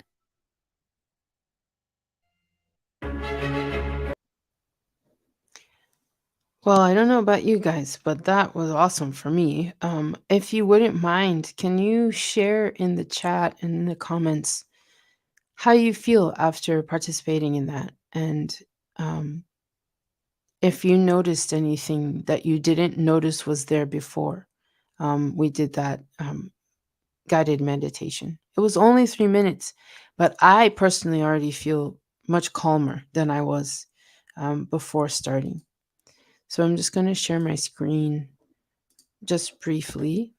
I just wanted to ask you all specifically if you had any other strategies that you use to manage your stress when you notice that you're getting overwhelmed or you're feeling particularly stressed out. Feel free to leave those in the chat as well. And just to close, I wanted to share with you some resources, many of which are free, some which come with costs. But these are things that you can do, you can participate in to help maintain your own peace and reclaim your time for yourself and center. I think that's one of the pillars of non-pharmacological stress management is to center, find your center again, and connect with yourself. So, with that, I'm going to stop sharing and see if there's any comments that I need to address or any questions. Well, I'm with you. I felt very relaxed, and it was, I like doing something different. Normally, I focus on breath, and so it was nice. I never focused on forehead, and so that was a bit different, but I felt relaxed doing that. So that's something that we could also see about integrating. Um, Shirley stated that she felt calm, enjoyed the simplicity of it. I agree. And the fact that just 3 minutes can make a difference. And Sometimes that's all it takes. yes, Sometimes that's all it takes. I like the forehead, you know why? why? I am a jaw clencher, self proclaimed jaw clencher. Oh, And sometimes I don't realize I'm clenching my jaw until I do my meditation in the day. I have it scheduled on my calendar, actually. oh, Um, nice. and then I realize I've been clenching for hours because it's so tight. Mm. Um, Interesting. so it's just, I really enjoy just that brief 3 minutes. It's very, very helpful. Well, I think, and then for myself, I tend to, as I mentioned earlier, focus on my breath. Um, and I think many people tend to hold their breath, particularly when they're stressed, and or when you have pain, particularly. And so I mentioned earlier before we even start that I had strained my back. And so what I've been focusing on throughout these last couple of hours, literally bringing breath into my body to be able to help relieve. And I think you guys would admit I actually look not as tense because the breath and bringing that back in has really helped. Sometimes when we're stressed, we want to be tight Hmm. Hmm. and almost as if that this is a protective measure. And I think there's a time and place for everything, but for the most part, all it does is just clench jaw, like you said, forehead. Your body is tense, and you have to allow breath, even in pain. There are ways to breathe through the pain, and that's what I was focusing on, was getting as much breath in and breathing through it, which can really help. Dr. Brenda, what are some of the things you are mindful of and do? For me, it's deep breathing exercises. I find that really helpful because, like you said, I tend not to really breathe in very well.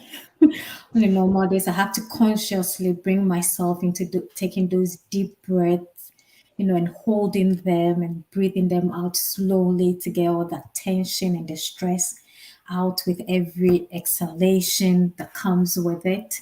So really find that very, very helpful. It seems like it's something you say really small and bit of insignificant, but the impact that it can have is really, really profound for me on a daily basis. So that is my way of doing that.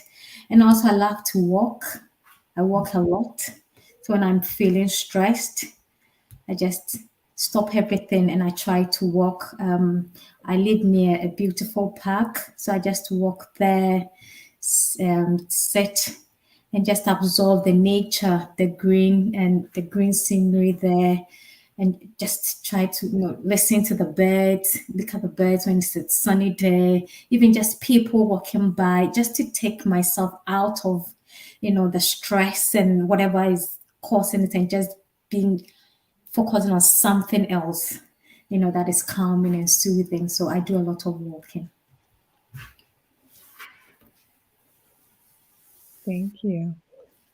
Uh, so the community is asking, how many times a day do you do this? Um, Dr. Stephanie, for yourself, I'll go next, and Dr. Brenda, how many times a day do you focus Yeah, I shared that I try to do this 4 or 5 times a day because my own body is a mess. And so sometimes I need to recenter it. Um, there was a time when I was in college, I used to do this. I would say there would be 2 hours a day when I was dedicated to meditating. Hmm. But there was more time then. Yeah. So, but yeah, for me, maybe 4 or 5 times a day. I think for myself, it's very cyclical and it has to do with the weather. So, in terms of my awareness of my breath, I'm actually aware throughout the day. I actually don't know how often, um, but throughout the day. And when the so I like hot weather and I live in California, Yes. but unfortunately, this is already June. We have not had many hot days from January to June. I can count them on one hand. And as a result, it's challenging for me to walk when it's cold. But that's what gives me, again, opens up my lung capacity. And so if it was a perfect day, I would try to get in a 10 to 20-minute walk per day. And then in terms of breathing, I would try to do that a few times of mindful breathing in between my back to back stacked meetings. I tend to stand up, get some fresh air. Um, but the walking is has to do with the environment. It has to be a little bit warmer for me. Dr. Brenda? So for me, the deep breathing, I tend to do it at least 3 times in a day. So I do it early in the morning before I get out of bed. Because sometimes when you focus on the things that needs to be done in the day, that itself is stressful. So I tend to do that before I get out. And I also try to do it at around lunchtime as well, and also at bedtime. And try to sort of breathe in and get myself ready and settle to sleep. And then Dr. Stephanie said some people do it every hour. It's all about introducing it and then ramping up. And I would agree. Um, I think that it depends upon our level of busyness, but I don't want busyness to be the barrier. Um, so even in one's busyness, there has to be even, and I even ask for that, even when I have back to back meetings, I will just ask, can I come in 3 minutes late? I literally just need to breathe because I want to be able to be a little bit, I want to be fresh. I want to be centered. And I just want to give my body um, just to stand up and stretch. So there are times that I even just ask for that, even for back to back meetings. Um, all right. So, like to hear from the our audience out there in Facebook, live stream, um, Instagram, LinkedIn, YouTube, all the different social medias that we're connected to. And we wanted to find out how are you all managing your stress? And if this has been helpful, if you have, ask us a question in terms of if you're um, feeling fatigue and didn't know that that's what it was and how this has been helpful, we'd like to hear from you. So you can put your information in the chat. If you have something more individualized that you'd like to reach out to either of us, you can, and we can put you in touch with either Dr. Stephanie or Dr. Brenda in the UK, Dr. Stephanie at Duke, or myself here at Cayenne Wellness Center. So we want to hear from you. All right. Um, so I know that our moderators, I'm not sure if they're still here. I think they have, there's Dr. Brenda, that they have, we are at the 1 o'clock hour. This is our linger longer hour. If you have any questions, so it looks like there's nothing in the comment section right now. And so I do want to take this opportunity to, um, first of all, Dr. Brenda, I have not had the pleasure of formally meeting you. I've seen your work, and it's such an honor to have a fellow sickle cell warrior who's in this space that can make a difference. And I'm really impressed with your study. And so my question is, are you all still doing that? Is there going to be a part two? Can those of us in the state, I'm looking at Cayenne, be able to partner, to be able to also assist? Tell us more about your study. And I know that we can actually get the results. You shared that, but what are you planning on? Is there going to be a part two, or what does that look like? So yes, there's a follow-on project that we are currently putting together a funding application for. So what we want to do, some aspect of the data we have is around our stakeholders' preferences for in terms of content, in terms of delivery of a self-management program. So what we want to do is really use this understanding from the qualitative study and people's stories and perspective, and co-develop a program with children, with young people, with adults with sickle cell disease, with caregivers and professionals within the space to help to have something that is evidence-based and something that is formalized that people can use in the form of a toolkit. We still not sure how it will look like. Those patients and stakeholders that will work with us will drive how it looks like, what goes into it. But what we've so far identified from the research is that it needs to have an educational component that really gives attention to what fatigue is, what causes it, what contributes to it, the impact.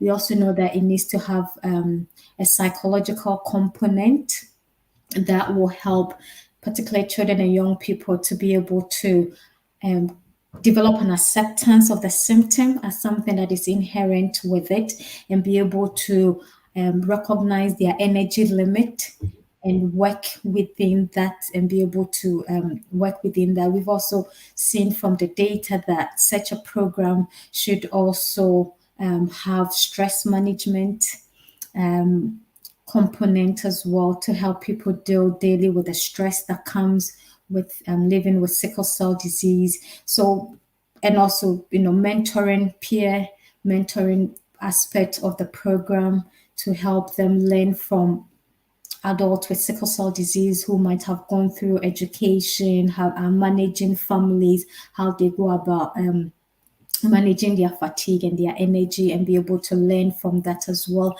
So what we intend to do is really to go on and develop a program from it, and also to develop some assessment tools to be able to equip clinicians to be able to measure the symptoms and then be able to recommend the program, the self-management program for their patients. So that is what is within the space at the moment with regards to that. So hopefully we'll get funding to be able to do that.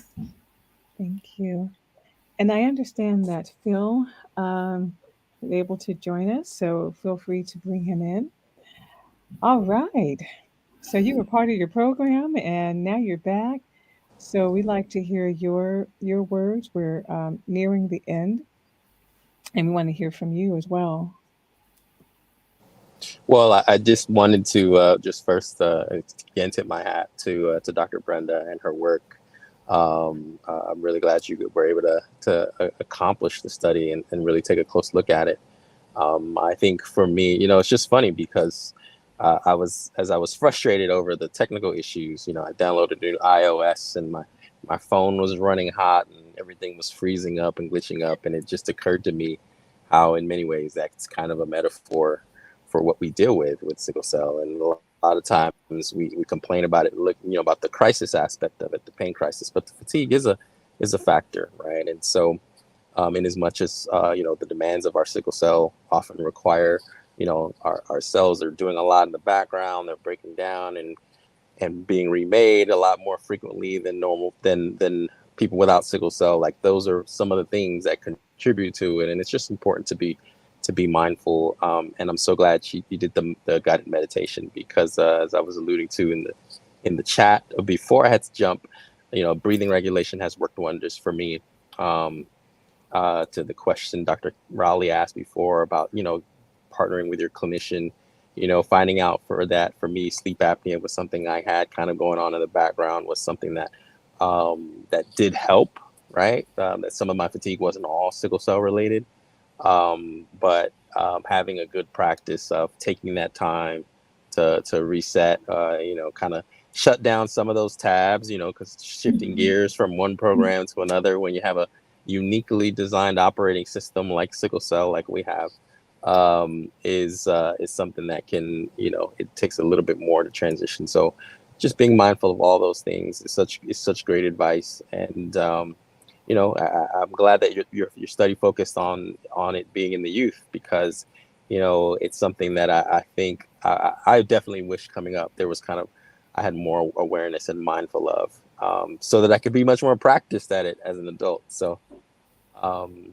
but just a great session, and I'm really appreciative to have been invited. Thank you for having me, guys. Mm-hmm. So, Phil, I just wrote that down. Uniquely designed operating system, UDOS. I'm sorry, I like that for sickle cell. So, the tech team that's on here, they're going to help us create something like that. I'm serious. I like that. Uniquely designed operating system. Wonderful. Thank you. And all right. Well, so we're able to take a few more comments or questions at this time before we actually turn over your afternoon back to you. Let me just say that Dr. Stephanie, she was great. She actually needs to get on a plane. So I thank her for being part of this and carving out the time. So thank you. Dr. Brenda, coming all the way from the UK, different time zone altogether. Yes. Thank you for carving out the time. And Phil, um, you show that we all still have lives. And so we have, other things that we're connected to, but thank you as well for carving out that time and even coming back after your program. So, on that note, everyone, um, we do this. We're very patient centered here at Cayenne Wellness Center. So, you let us know what topics you want to know more about, and we find those warriors and those speakers who are expert and articulate and delivering the information to you. So, once again, we're actually thankful for bringing you another mini seminar, this time on fatigue part 2. And I also want to just mention that we do this. Um, this is sponsored in part by Beam Therapeutics. Beam Therapeutics is conducting research in the field of gene therapies and gene editing, and they are headquartered in Cambridge, Massachusetts. So we're again thankful that Beam Therapeutics desired to sponsor our mini seminar fatigue series. Again, this has all been recorded, so if you happen to miss any part of it, my suggestion, you'll be able to see all of it. And it'll be posted on our website, Cayenne Wellness's website. And I think this is also on YouTube Live, so you'll be able to view that as well. So there are many other opportunities to be able to go back and share with people about fatigue. And this also, hey, you might want to just share with your clinician. Remember, we talked about why there isn't more talk about fatigue in the clinical aspect between you and your primary care provider, as your hematologist, the hospitalist, or what have you. So this might be very helpful, letting them know about the fatigue study by Dr. Brenda. And so all of this is done for you. And Etta, thank you. I would have to say we've seen Etta on every single one. We're going to develop a prize for that.